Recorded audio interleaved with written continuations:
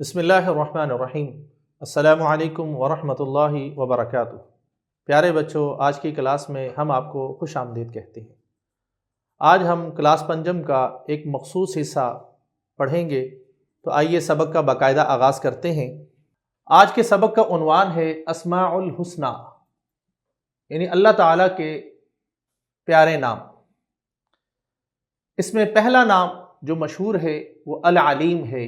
العلیم کا معنی ہے بہت جاننے والا۔ اسماء الحسنی میں دوسرا نام ہے القابض، روزی تنگ کرنے والا۔ تیسرا نام ہے الباسط، روزی میں فراخی دینے والا۔ چوتھا نام ہے الخافض، منکرین و متکبرین کو پست کرنے والا۔ اور اسماء الحسنی میں پانچواں نام ہے الرافع، بلند کرنے والا۔ چھٹا نام ہے المعز، عزت دینے والا۔ ساتواں نام ہے المذل، ذلت دینے والا۔ آٹھواں نام ہے السمیع، بہت زیادہ سننے والا۔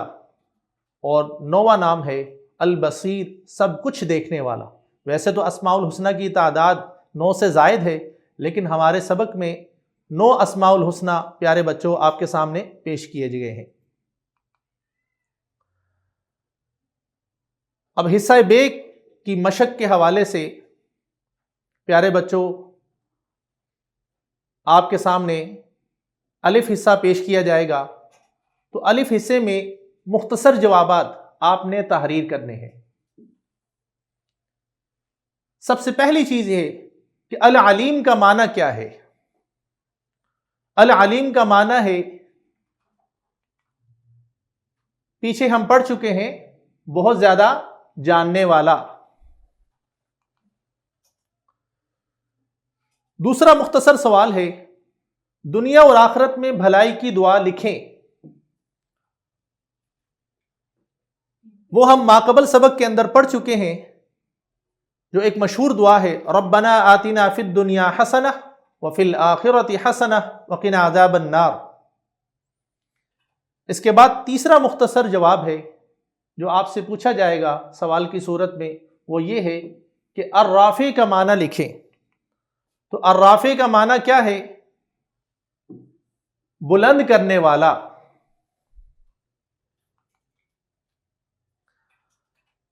اب مشق کا دوسرا حصہ ہے کہ الفاظ کے معنی آپ نے لکھنے ہیں۔ تو پہلا لفظ ہے نستعینک، جس کا معنی یہ ہے کہ ہم تجھ سے مدد مانگتے ہیں۔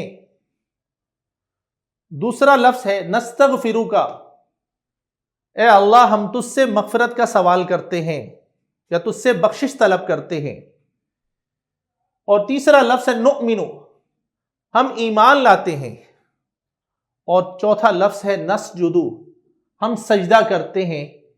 یہ چاروں کے چاروں الفاظ ہم ماقبل لیکچر کے اندر دعائے قنوت میں پڑھ چکے ہیں۔ اب اس کے بعد سرگرمیاں ہیں۔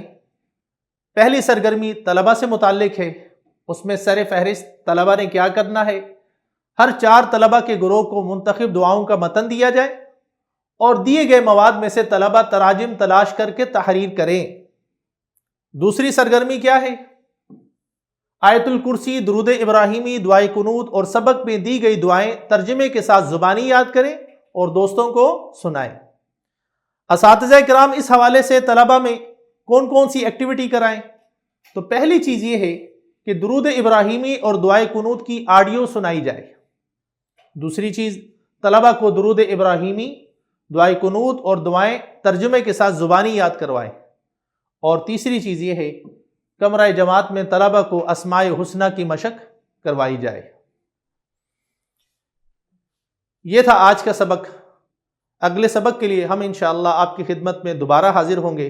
تب تک کے لیے اجازت دیجیے، فی امان اللہ۔